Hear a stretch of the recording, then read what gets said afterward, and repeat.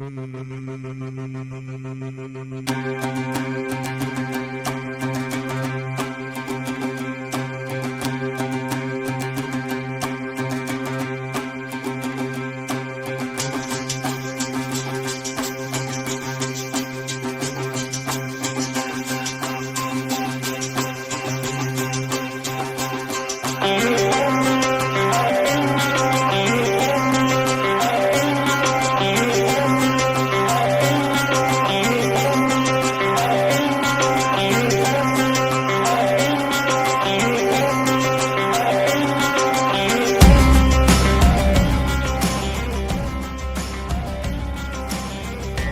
to the 2-Month Review, a weekly podcast brought to you by Open Letter and 3%, in which for the next 10 episodes, we'll be doing a deep dive on Praiseworthy by Alexis, Wright, a book that just came out from New Directions on February 6th.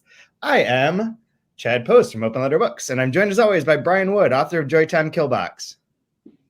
That was a extremely mediocre opening for that's our first not episode. The opening, though. That's not the opening. The opening is our newest game, Facts You Didn't Know About Australia. So did you know that Australia has the longest golf course in the world? The longest golf course in the world. The longest golf course. It is. Of course I know that. It's what? It is 1,365 kilometers long, which is fucking nonsense. So it's all kind of I hate golf. I'm going to say a lot of controversial stuff at the beginning of this episode, and my dislike of golf is one part of it. I think golf sucks, and I don't want to play it. My dad's livelihood and subsistence growing up was based on golf, which maybe makes this kind of like even a little ruder, but I'm not a fan. So when I found out that they had the longest one, I thought, well, that's another reason I don't know that I want to visit Australia. I don't want to get eaten by a bug. I don't want to. Fun fact that goes with that is their greatest national export is Greg Norman. So there you go. That's true, right? Yeah. So this golf course is like located along a highway, crosses 2 states and the Nullarbor Plain. It is set up so that there are roadhouses. It's like if you were driving, you would drive and play a hole of golf and then drive to the next hole, and which is like a roadhouse. So you're getting increasingly drunk on Fosters and playing golf. Each of these holes, it's 18 holes, 72 power 72.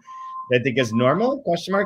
They all have names to them, and the names are like Wombat Hole, Dingo's Den, Nullarbor Nymph, Eagle's Nest, 90 miles straight. There's one that has a Wikipedia entry of its own called Skylab, which feels like something out of a Terminator movie. But yeah, so Australia, lots of bugs, big ass spiders, and the longest golf course in the world. Honey, I'm going to go golfing. Okay, I'll see you next week. They said it says it open 20. You have to have your oil changed. Your golf cart has to have its oil changed. For this, the tires rotated by the third hole. They say that like 20,000 people. Skylab crashed in Australia, which is maybe where that name comes from. So 20,000 people played this course, and then they believe that an equal amount, if not more, have illegally played it by not paying any fees, because how are you going to know? Kilometer long like drones. That's wild. What a ridiculous idea. So have you seen the beer cart person? About 4 days ago. I don't know if they're going to come back around, though. I mean, this is the land where babies have been eaten by dingoes, and I wouldn't be surprised if golfers were now as well. So there's that. I also want to announce to everyone who's watching or listening that we have a ton of books that just came in. So Open Letter had a little bit of a hiccup in terms of getting books published because of personal reasons, and then printer problems, and then distributor issues, which I am legally not supposed to be talking about, so I won't, but let it be noted that our distributor screwed up bits and pieces of this. If you're a subscriber, you're getting 3 books in the mail right now, and we have entered into our black phase. So we have Dubravka Greshik's newest book, The Culture of Lies, black and white cover. Did This Hand Kill? by, I'm going to try it, Cezary Lazarus. Don't know. Nailed it. This is a great Polish true crime novel, or reportage, work of Polish reportage. And then The Red Handler by Johann Harstad, which is branded as open letter pulp. Like we have our own detective logo and like a detective crime book for once. So this is Norwegian, also black, white, and red. We are in a deep black and white and red phase, which is who translated that last book? The Red Handler. This is by David Smith. Translated this one. Okay. Which he was a that back cover. Hold up that back cover real quick for those that are just listening. It's red with like black blood, almost like oil. You know, as if oil is a bad thing that's destroying our lives. It actually looks a lot like chocolate too. Okay. Maybe make you a little hungry, salad. But I wanted to bring this up in part, and this is going to be the controversial part, and I want to frame this. I want to frame this as best I can so that you know that I'm not trying to be harsh on anything, because I do think that New Directions has some of the greatest designed books and covers and whole vibe that they can have. But we have had, and this is a bit about maybe in the weeds, but might be of interest to some people. We have had a lot of trouble with printers recently. We have sent off books that were supposed to be matte that come back glossy. There are like miscuts. There are innumerable delays. It's all like a real train wreck of getting things printed. And our distributor really wants us to use a thing called Al-Qasar, which essentially would print to order the books. They would never have inventory. They don't want inventory except when they want to charge you for it. They just want you to like have a book in a system. They print the copies that they need. That's it. No inventory, no waste whatsoever. And it's been found that those copies, which we've used them for galleys and certain other books, that there's like a 10 to 12% damage rate on those where it's misprinted, things are miscut, the wrong book is inside there, which is a pretty high percentage. All this is a frame. I wish this book, Praiseworthy, were slightly different in its design. Why? First of all, I think that it is too squat. I think it should be a 6x9 book, so it was bigger rather than so thick. It's like an uneasy book to hold, and the page size seems weird given like its overall length. But more importantly, the galley came in, and the galley was all matte. The galley feels amazing to read. I don't like these glossy covers, and I don't know if yours has this, but my back is like off kilter, but on the front, there's like missing colors. Like it looks like there's like strips on the front of like a part and then a non-colored part, as if something just went awry. And I'm like, bring this up because we live in a world in which our distributor does not want books to exist, basically. They just want them as like widgets that they can check for. And bookstores are, there, but like are there in certain ways. And there used to be like, I think of like books as like the ownership of books, and one way being like a process of digesting text, which is more or less what I do. I'm not a collector. I don't like have first edition issues or anything like that. I just digest the text. But there are like, I was showing my class, we were doing a thing on production. There are beautifully created objects like this J.J. Abrams book S. It's also called Ship of Theseus, that has like fucking shit side of it, cards and handwritten documents, and is like a truly like something that's like worth owning.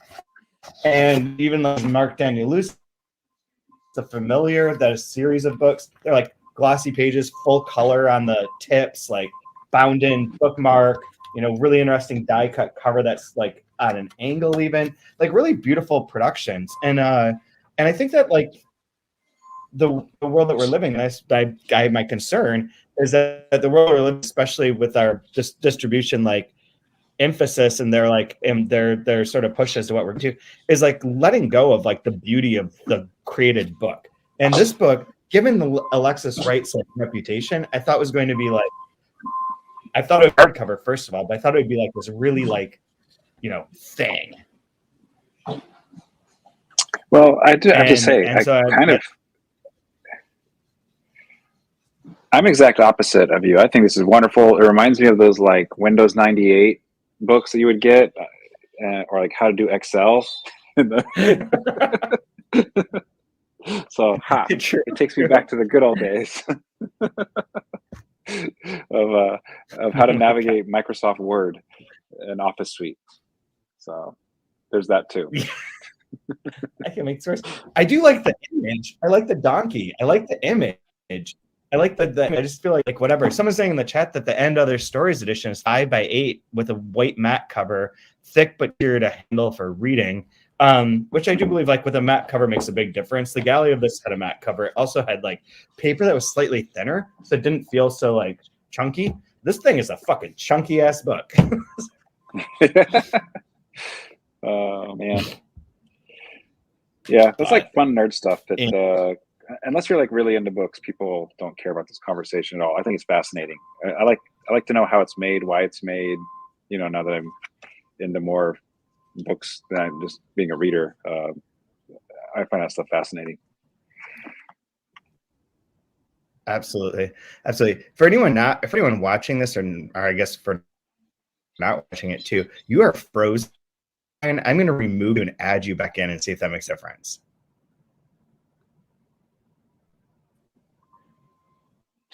Yeah, now you're moving. Oh well, I can hear you with it. All right, that's fine. Maybe hear you. So I don't know if there's anything I wanted to talk about before we talk a little bit about this. I think that this one's sort of worrisome for me. Like, this is a book and an author that I know like next to nothing about prior to starting this podcast and deciding that we would be doing this book. And welcome to like my the world. Past, that's every book. Almost set myself up for determined failure.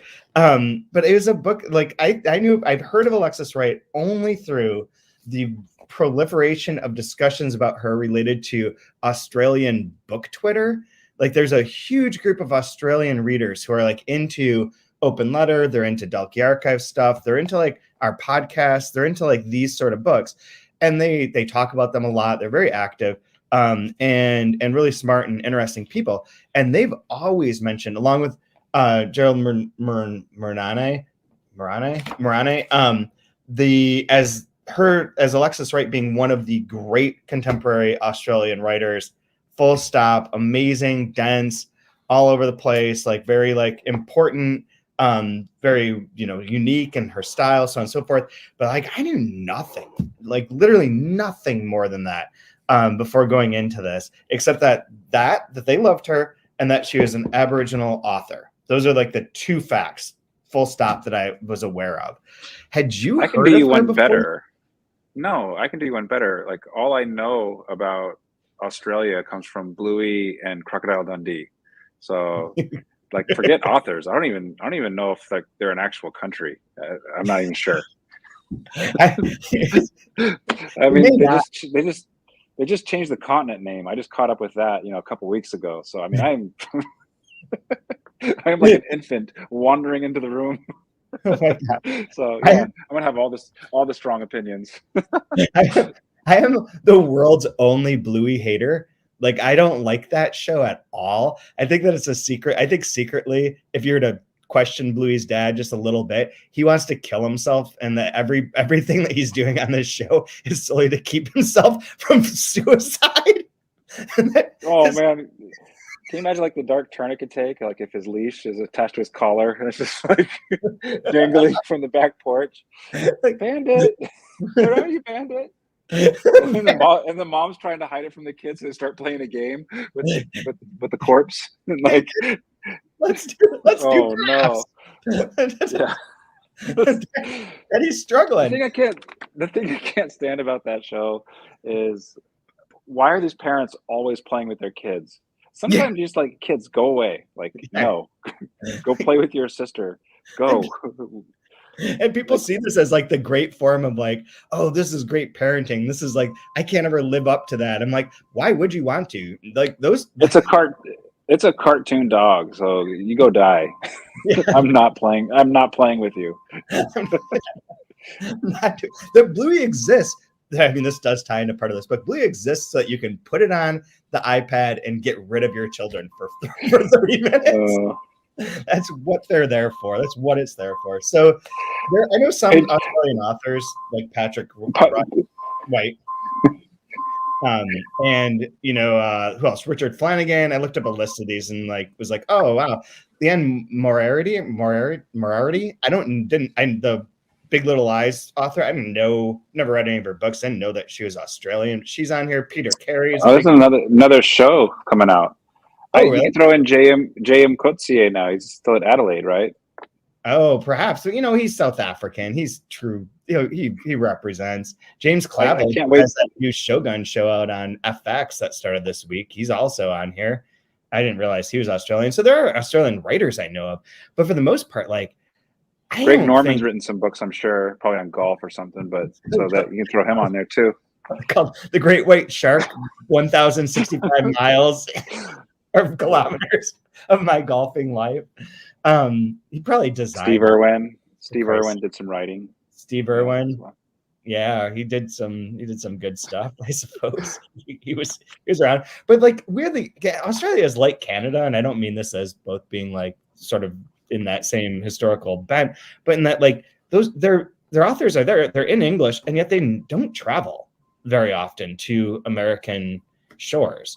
We were doing one. John Kinsella is Australian writer that we're publishing through Dalkey, but generally speaking, they're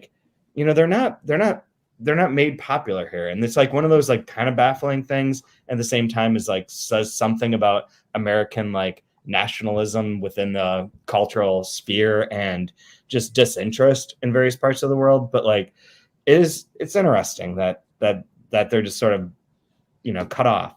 In addition to Bluey, what about the Simpsons Australia episode? That one's classic. That's a classic. Oh, the boot, kick him in the ass. Yeah, I remember that one. yeah. And the invasive species, the toilet flowing the wrong way. Yeah. All the fun stuff. Foster's, where Marge is like, "Can I have a coffee?" And they're like, "Beer." Coffee, a beer. There's no coffee to drink. So I know that, but generally pretty overlooked. So I know. Did you ever read the short story First Contact with the Gorgonids? No. It takes place in the outback. Really? Yeah, that's another literary Australia reference, but that's a great short story about this guy. He's an ugly American, and him and his wife, they get told to go out into the middle of nowhere, and they encounter aliens. But the guy's so stupid, he thinks they're Aboriginals. And so he's like, Dancy, come on. He's trying to film them and stuff. And she's like, maybe you should ask for permission. He's like, permission? Shit. You think people on National Geographic ask for permission? Just filming them and stuff like that. Yeah, it's a really funny story. It's written by Ursula Le Guin.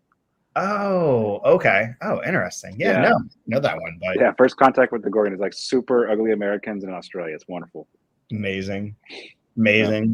So I did a little bit of research, and I was hoping that we can have, over the course of these next 9 episodes, I suppose, some guests come on who are from Australia or have a greater experience with her writing or with especially the politics. So there was an article in the New York would be lovely. It would be super helpful because you were saying beforehand, we'll get to the style of the book itself, but the general approach to it sort of requires some ancillary reading to just get a handle on what the scope of things are, I think. And it's, in a way, it made me think when I first started, I read part of her other big book that New Directions released, Carpentaria. And in that too, I had the impression of this isn't dissimilar from reading a translation. This is a world I'm not automatically familiar with.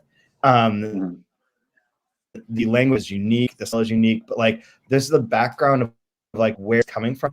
It feels distinctively foreign in a sense. And so I'm curious how you approach that, just as a general response to the book itself, and where within the knowledge that you have of Australian literature, Aboriginal politics, how this kind of lands.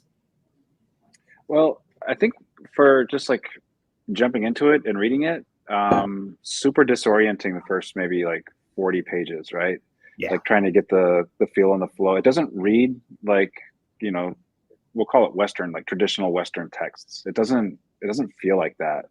which I like, because you get kind of bored with your like smelling your own shit all the time. So it's nice to smell somebody else's. Ew, that's gross. I don't know why they went that way, but sorry.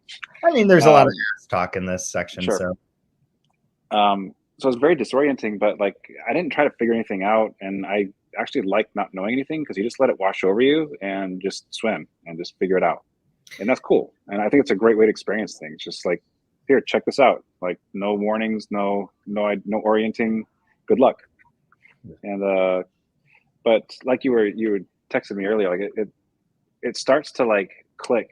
Like there's like an aha moment where it starts to click right around where we're stopping today, right around like in the 60s when the kids show up. Yeah, like, okay, cool. Like I have some footing now. But and first reading it, you mentioned this too. It does remind me of like indigenous writing from America with like names that stand in for something bigger, right? Symbolic names, and yeah. Absolutely. And this sort of like the tone and some of the humor felt a little bit like Reservoir Dogs, or Reservation Dogs, I mean, like a little bit. But yeah, I had that, and the orality of it, I think, was the other. And this isn't to like connect necessarily like in indigenous populations, but there's something to that. And I found an article that was like the feature. It was written on February 4th is when it came out in the New York Times about Alexis Wright, and a little bit about how the title is at 73, Australia's most important Aboriginal writer is making her mark. And it has a bit about like her background.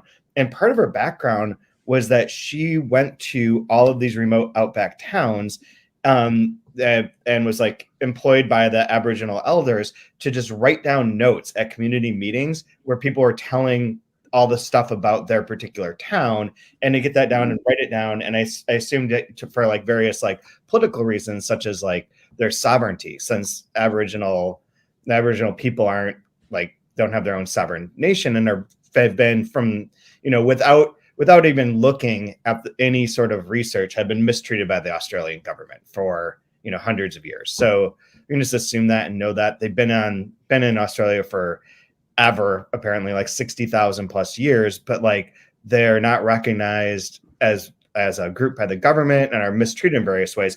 So she worked on like that oral part of it, and I think that really comes through and is like a key point here. She says something in here where that part of it was like a training to like, it was good training. They were teaching you to listen, and they were teaching you patience. And I think that's true within this book too, like mimicking that sort of orality and like the telling. It's very repetitive. There's like long sections that sort of retell what you just told, but like in a slightly different way. Like that, there is like a patience that you need to be able to get into it.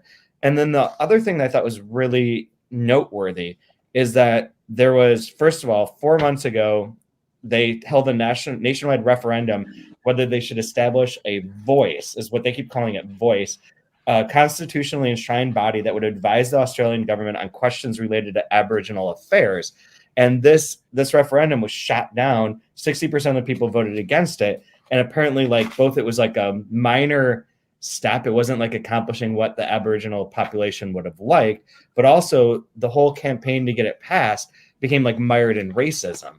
And in various forms of misinformation, which, shocking. Like, we're not going to suffer that for the next fucking 8 months as we like slouch to our apocalypse. But the other thing that's interesting that was mentioned here that does directly tie into the kids section, and that I again, just not aware, and I feel like just ignorant, and like maybe you should know more about Australian history and politics and contemporary stuff, and I don't. But in 2007, there's reports of sexual abuse of Aboriginal children in the Australian news media, and the government imposed the Northern Territory Emergency Response, which they refer to as the intervention.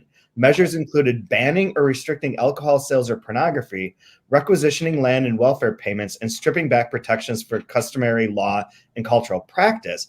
And the basic vibe behind it was that all these Aboriginal people are just pedophiles and are preying on the Aborigines children, which is again part of this book, but as another like instance of like something that like seemingly wasn't truly accurate and leads to like, you know, banning of liquor and pornography. Like, what the fuck? Like, I would not do well in that sort of.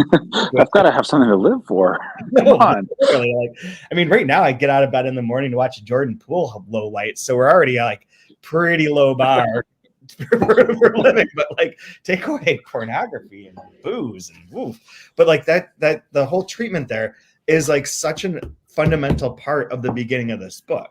And that's the part where I don't know this, and like you get hints of it. Like you can immediately be like, the white Australian government fucking hates us and doesn't treat us right. I got that, but the level of this that's in here is that's real life happening, and this book is so contemporary. Like, it's so wedded to being a contemporary moment of this moment book is like really important to kind of know. Have as like a backdrop to like figuring out like the relationships and what their sort of like vibe is for their whole culture. Well, you know, like there's the saying, misery loves company. I'm just so happy to hear that there's other countries besides the United States that treat their indigenous population like shit. It's not just a, whew, all right, cool. Which you should mention that you are part Native American as well, correct? Yeah, I have a card carrying or whatever because I look so native, right? Right. No, I mean I am, and my daughter is. My grandfather was half, so yeah. Which tribe are you? Choctaw. They're one of those Trail of Tears tribes. Yeah.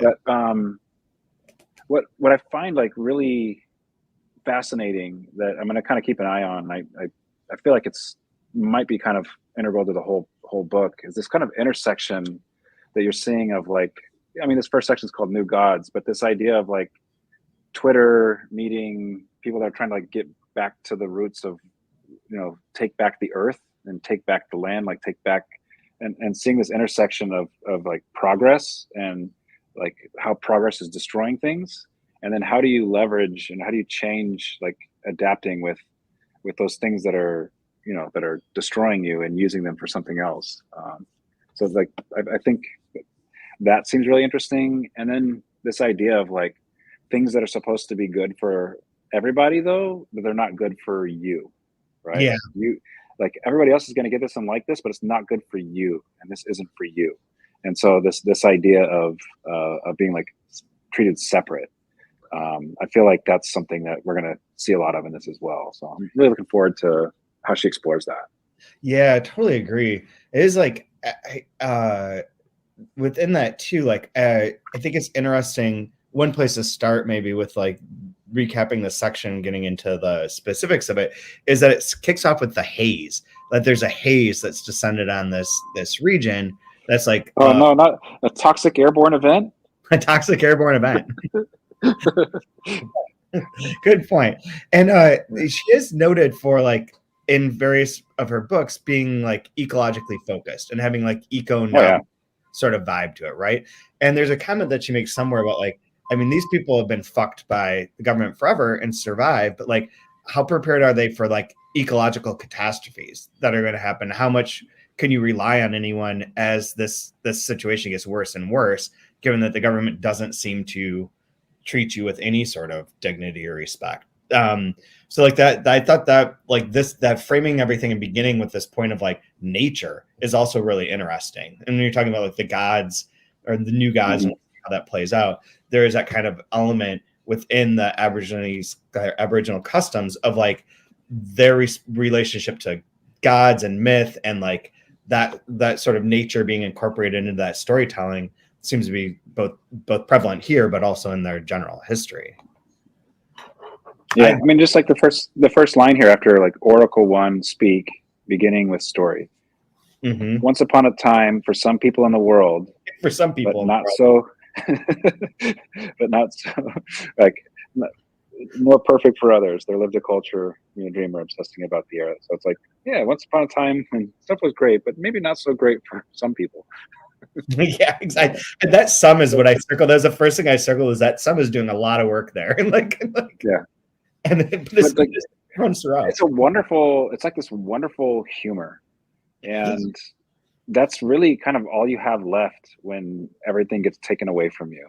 Like, I'll give a great example. I don't know if I told this story or not on one of our episodes, but my wife and I, I wanted to drive through Cheyenne country when we were driving across country. Mm-hmm. And we stopped at this gas station that was in the Crow Reservation. And it's right by where I wanted to see where Custer got killed, Little Bighorn. I wanted to see what that looked like. Feather in the cap for us. So we stop at this gas station, and it's like, it's a Indian reservation. It feels like a third world country. It's terrible. And there's this like NPR looking guy driving a Subaru Outback with, every bumper sticker known to man on the back of it. And he's like well-to-do. You can tell he's pretty wealthy. And there's just like this like sad, long-faced Indian behind the counter.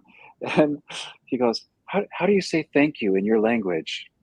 And the person like looks up like, really, we're doing this? Like, all right, please, how do you say thank you in your language? And she goes, aho. He takes the receipt. And then behind him is like this 6'5" like Indian in a Pendleton, like waiting to like get his bag of chips. He goes, many a hose, my friend, many a hose. And he like waves goodbye. It's the greatest. I want to do something with it one day. It's like this perfect scene of just like, oh, great. More white people. Love it. Yeah, awesome. Can you move, please? I'm trying to get type 2 diabetes here. You're like getting in the way of that for me. Like, it was so good. Oh, and it's like right in the shadow of Little Bighorn. Like all this is taking place. But like that sense of humor, right? Like I can sense that in like on the first page here. Yeah. Wonderful. Absolutely. I found one that like this is what I named the episode after, and was kind of going to be like probably my line of the week, but I'll find something else. But on page 9, where it's talking about the haze that's descended, nobody can get rid of the haze. Nobody knows what to do with the haze. The haze is there. So the local people followed up with physicality by having a boxing match with the haze's curse on their kind. The people stood out in the atmosphere, punching their curse, kicked it in the guts, cursed and swore, but nothing. I just love stood up there punching the curse, kicked it in its guts. Fuck yeah. That's like a perfect That's a perfect metaphor for life. Like, how's it going? I'm just punching air, taking this out. Like, that's my yelling at clouds metaphor for the day. But piss off, ghost. There's a lot that comes up in color now that I'm flipping through this too, because there's the point where the one guy's trying to get the 50 Shades of Grey. Yeah, the 50 Shades of Grey. Like, legit. It was lovely. I loved the imagery on that. It was wonderful. It was a great section. Yeah. Absolutely. So we have a couple of characters that are introduced here, like Ice Pick, also referred to as Major Mayor. He's Ice Pick because he turned so white. Now a man like this became known as Ice Pick, a kind of more than albino, who had covered himself from head to toe in a labyrinth of Casper the Ghost tattoos, mermaids, and octopuses, but you could still see his power blood coursing under the translucence of a spirit man's skin. So you get introduced to him, but he's sort of like becomes... I think I'm remembering this right. He's more or less one of the people who's like ranting and like talking about how everything is sort of like needs to go, and is one of like the pontificators that they keep referring to, like the person out there just like kind of spewing forth and talking about, the government and what to do and how to live and get by, and is like big on Twitter. There's like so many Twitter references in here. I love that it's like Twitter too and not X. Like, it's just before that time, so like it's like slightly like a misnomer, but all the references to like the fights on Twitter and the people who are like, oh, I'm telling the truth on Twitter, fucking wonderful, because that is like the world that we live in.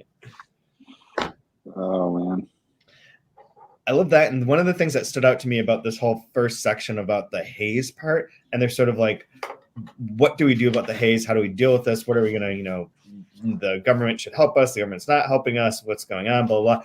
Is a kind of like endless runaround that also feels very contemporary and very like of everyone's time, where it's like, oh, maybe this would happen. And then everyone kind of argues with each other. Everything kind of spirals out of control. Nothing gets done. Everything sort of stays the same, which is pretty interesting too. And like they do refer to like the sort of natural disaster part of it, and then kind of argue about that as well. And like the ineffectiveness of the government in dealing with it, which we all know is like, both true, and nature is a hard beast to contain. Yeah, it's painted pretty thick. The ecology and the like.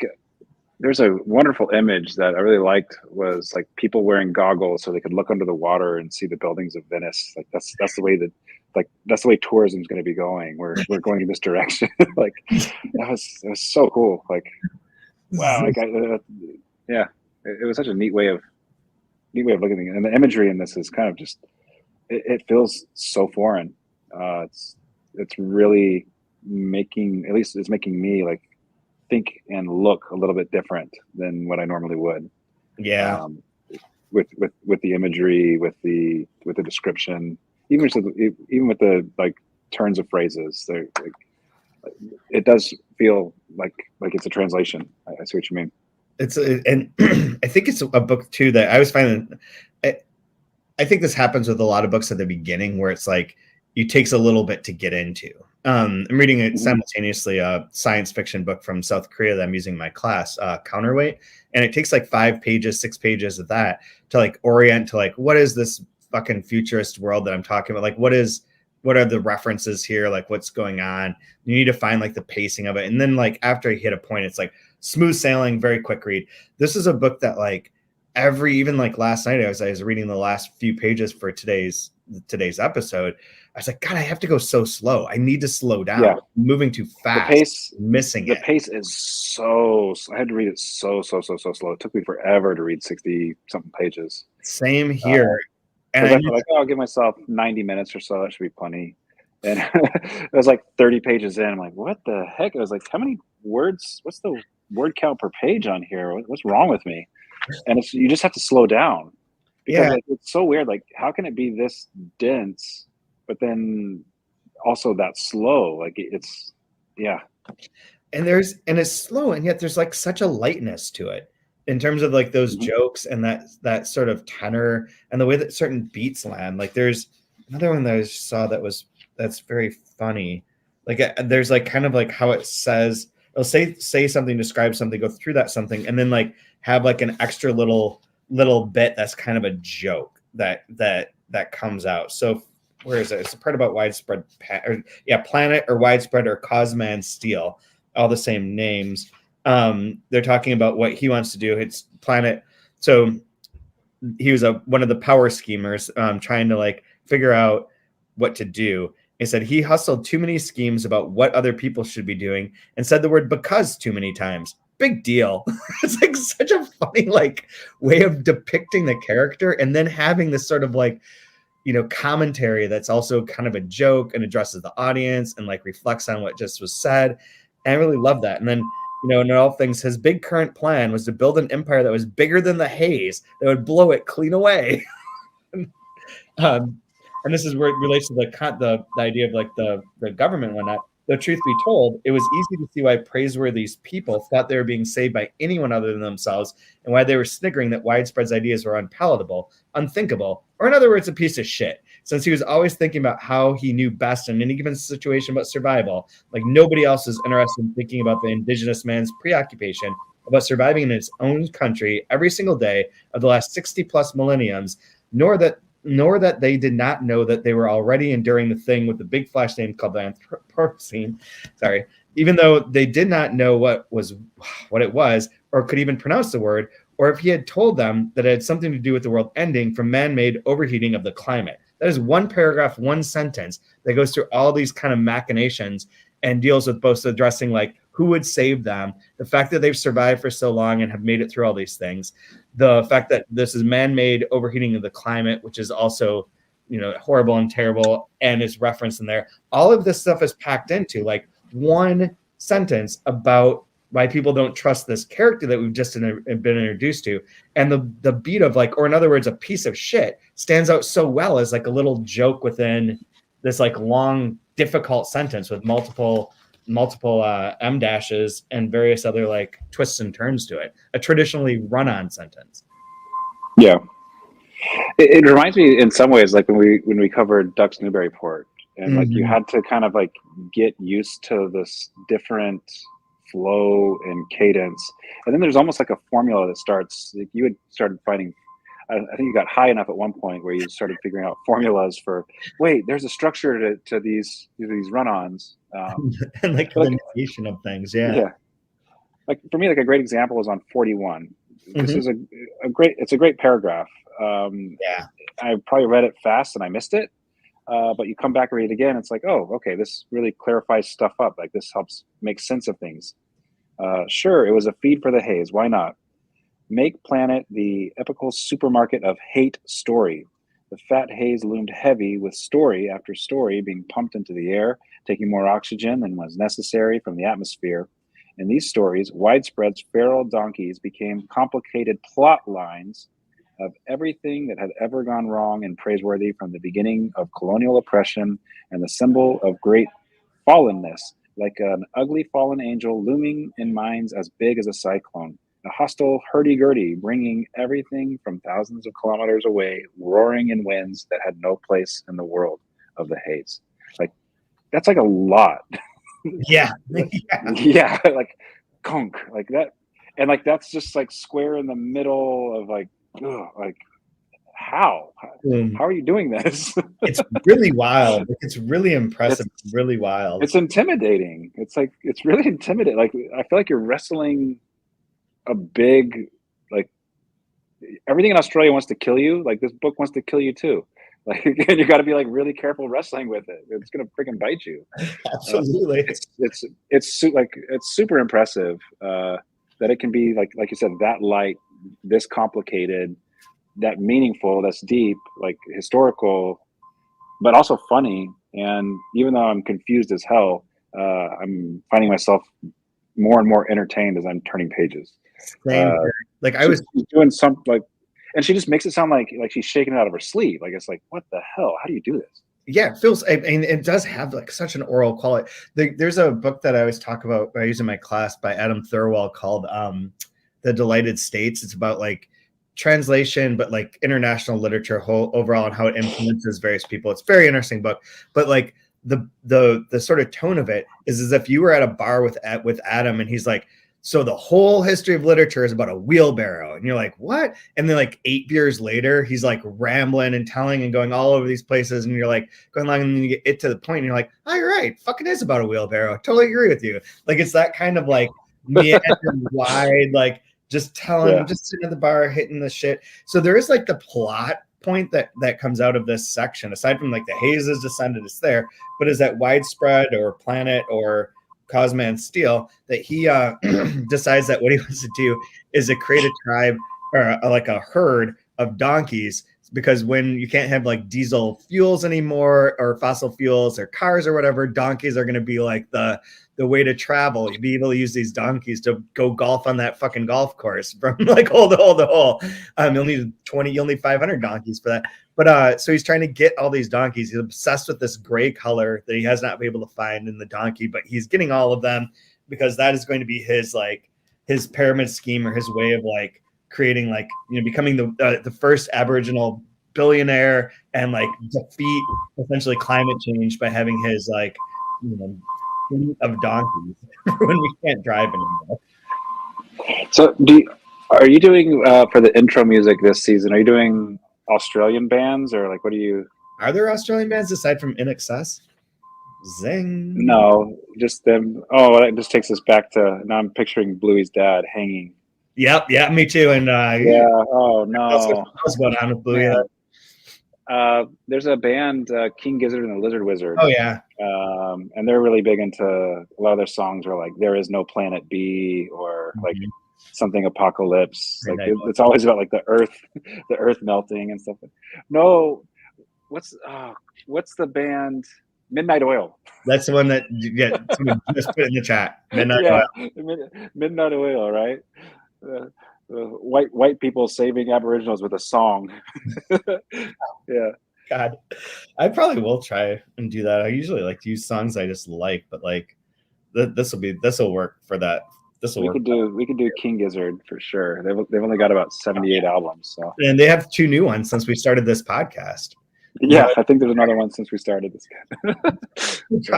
They drop podcasts faster than anything I've ever seen. So there's all that. That's kind of the scheme that we have so far, or like what's going on. And then the thing that, I mean, there's so many bits to that I think are so funny. So, and the part that like I was referring to, like how the sort of conversation gets all crazy and everyone disagrees with everyone and like nothing gets resolved and everything's like it is in our world where it gets just like stuck in a morass, comes up with this where he's gathering all these donkeys and people are like, we don't want these fucking donkeys here, man. Like, stop it.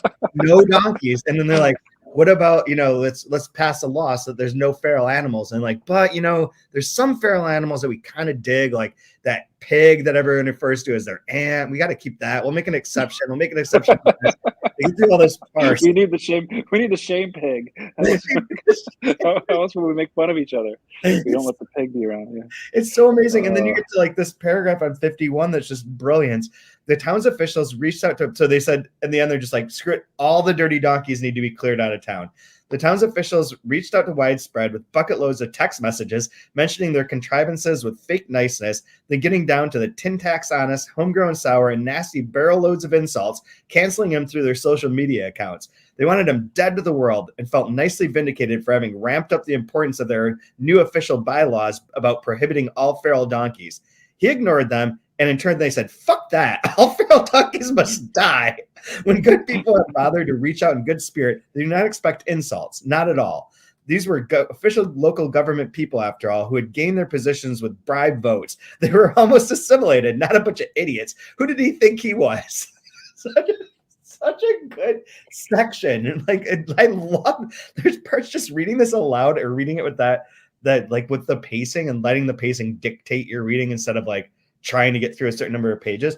It's brilliant. This book is brilliant so far. It's really like unique and has a great tone to it. Same. Then it really was on page 59 where last night, like I was having these bits, have them marked. They're things I really liked, had like a sort of idea of things. And then it was when his sons get introduced that is like, oh, I am all in. I am totally in now. Like the first one is called Aboriginal Sovereignty, which he didn't want his wife to give him some dumbass like white person name. So, Paul. Like, he had to insist on the name to save his firstborn from being called something stupid that Dance was scratching from the bottom of the barrel of common English names that Australian white people generally called their children. I think there's one like Paul. Yeah, one Australian type of name for a son like Paul or Pauline if it was a girl. That's so funny.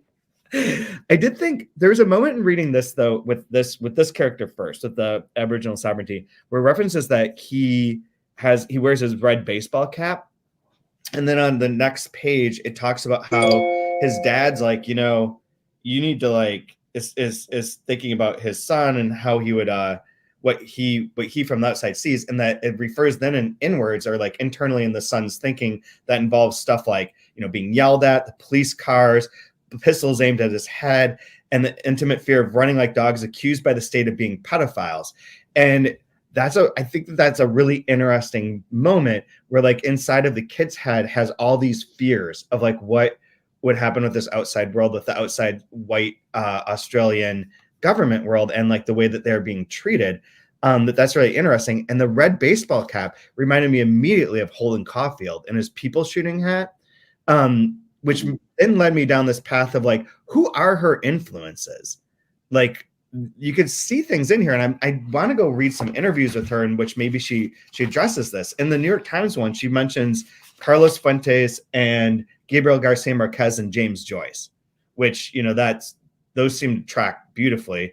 I mean, the Fuentes book that this most reminds me of is Terra Nostra, which is also like this epic of Mexico and the creation of like the relationship between Spain and Mexico and the indigenous populations, and is like fabulous, super giant, long, wildly told book. And this has that feel, but it's interesting to think about like who would be her influences are going to be a lot of world authors along with Australian authors.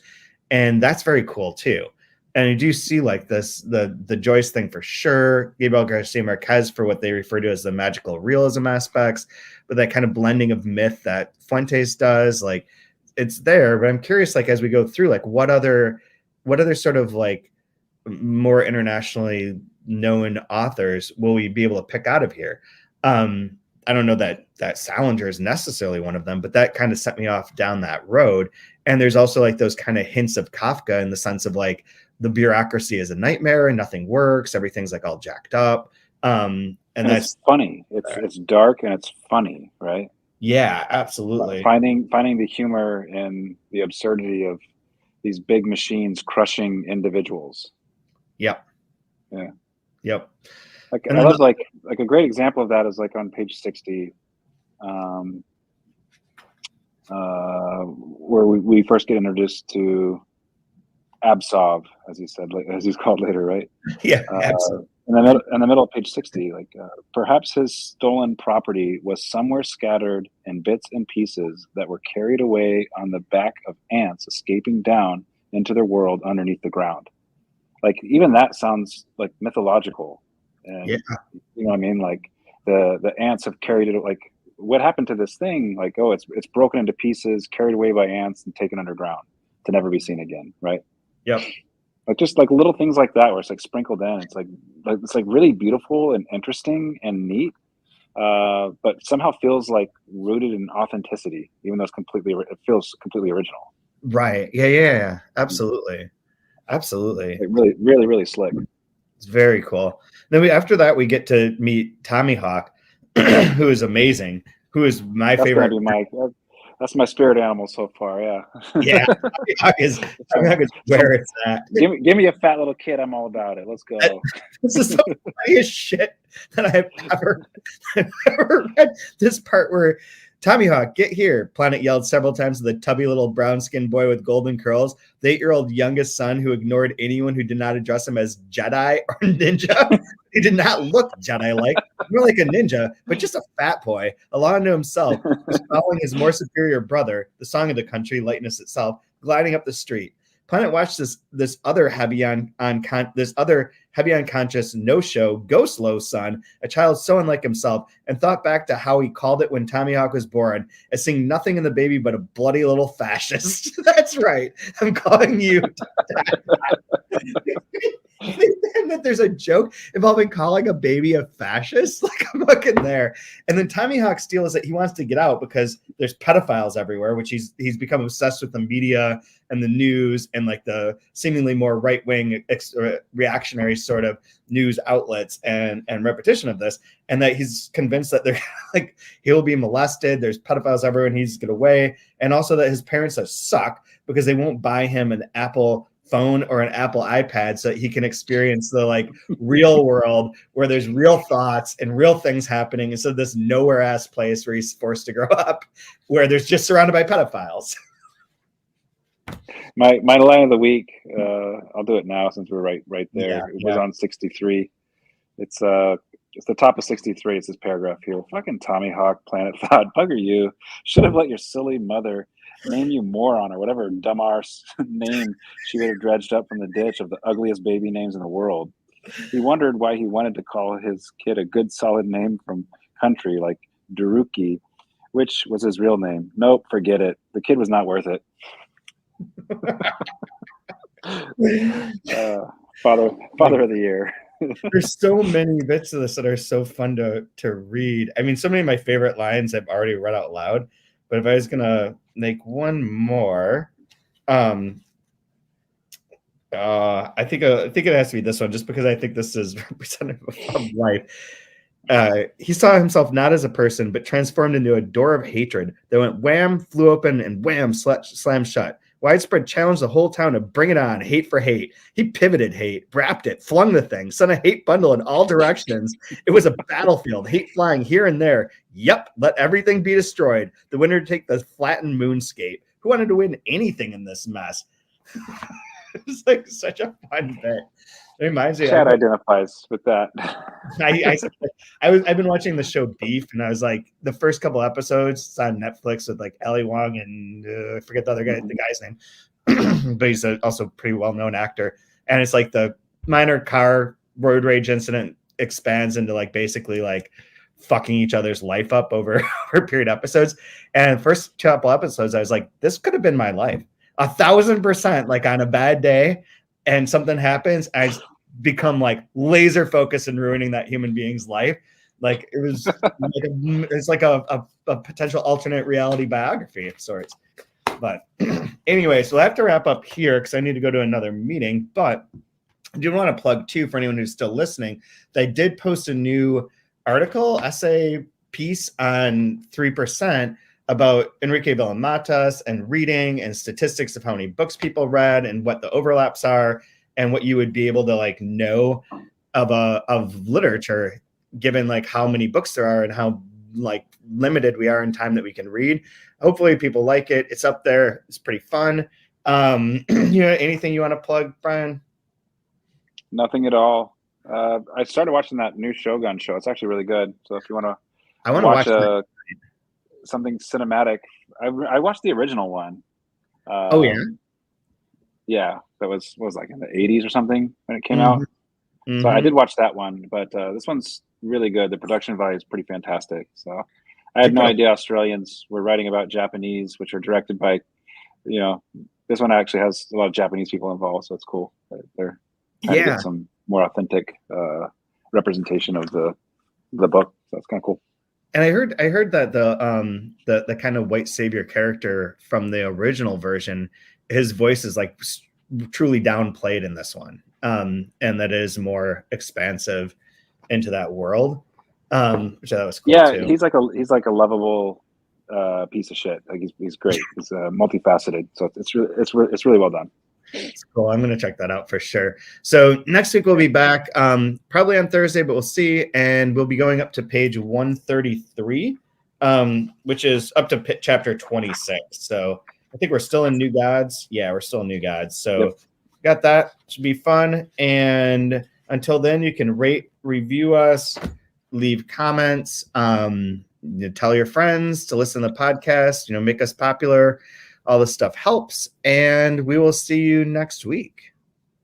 Many a hose, many a hose.